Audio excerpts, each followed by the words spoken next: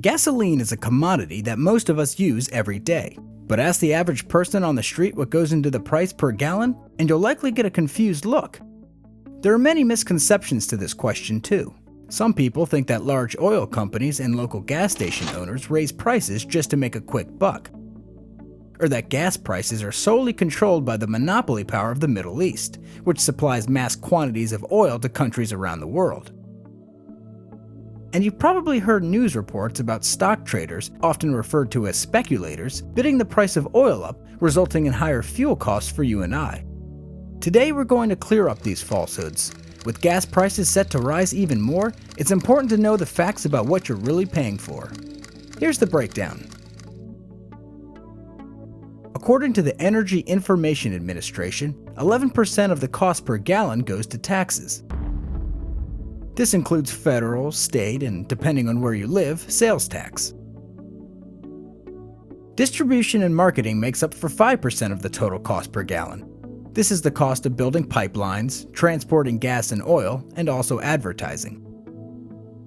Refining makes up 12% of the cost. This is the process of turning the crude black goo that is oil into the gasoline you pump into your car. Out of 1 barrel of oil, about 45% becomes the stuff you pump into your gas tank, depending on the quality of oil and what's usable. The rest of that barrel gets transformed into a multitude of different hydrocarbon-based fluids and chemicals. Another thing to note is that in North America, refiners process blends of gasoline that have to meet clean air policies. These blends are specific and limited to certain regions. For example, you can't sell Chicago gasoline in Philadelphia or Seattle gasoline in Los Angeles. Another interesting fact about refining that most people don't know is that large oil companies like Exxon, Chevron, and BP often buy crude oil on the open market to supply their own refineries, for logistical reasons. Even so, when you think of big oil manipulating prices of fuel, remember that they have to buy their oil on the open market just like everyone else. This brings us to the most important factor in determining gas price: the price of crude oil. Crude oil accounts for 72% of the cost your local gas station charges. The first thing to realize is that oil is a product traded in a world market. Here are the world's top oil consumers.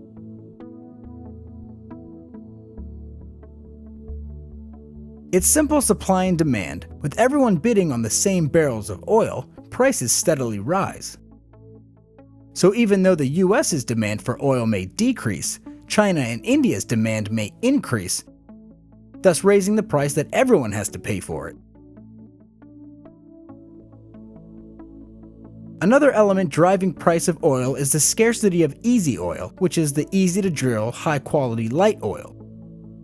With the reserves of this easy oil running low, companies must acquire oil in tar sands, in shale thousands of feet underground, or hundreds of miles offshore.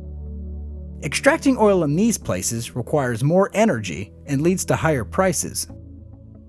An area that often gets blamed for the rising price of crude oil is too much speculation in the marketplace. Any news channel might tell you that speculation is where big-shot Wall Street bankers bidding the price of oil higher is resulting in higher fuel costs, but that's not the case. For example, the crisis in Iran has the entire oil industry worried. Besides being the world's 4th largest oil producer, Iran controls access to the Strait of Hormuz, which serves as a passageway for 20% of the world's oil and 90% of daily oil shipments from all the Middle East. Oil traders anticipate that a war in Iran would likely disrupt the supply of oil from the Middle East and cause an even greater spike in the price per barrel. So naturally, they'll pay a little more for it now before it skyrockets in the future. That's what this speculation is: buyers and sellers trying to estimate what prices will be in the future based on what's happening in the world. But it's the news that's really driving the price. Perhaps the biggest factor affecting the price of crude oil is inflation. Worldwide oil is priced in US dollars, so as the value of the dollar decreases, the price of oil increases. Over the past 50 years, the dollar has lost 87% of its purchasing power. This is the biggest reason why you have to pay $4 for a gallon of gas today, when it would have cost you 50 cents 50 years ago. So what can you do to lessen the impact you feel at the pump? From an investing standpoint, the goal would be to profit alongside the increasing price of oil. Here at Daily Resource Hunter, we've spent countless hours trying to figure out the best ways to do that. One way is to invest in companies that transport the oil and gas. These companies make more money when the price of oil increases and in turn will earn you profits. The second way is by investing in large integrated oil and gas producers. These are the companies out there finding and producing crude oil, and as the price for crude oil goes up, their share price should follow.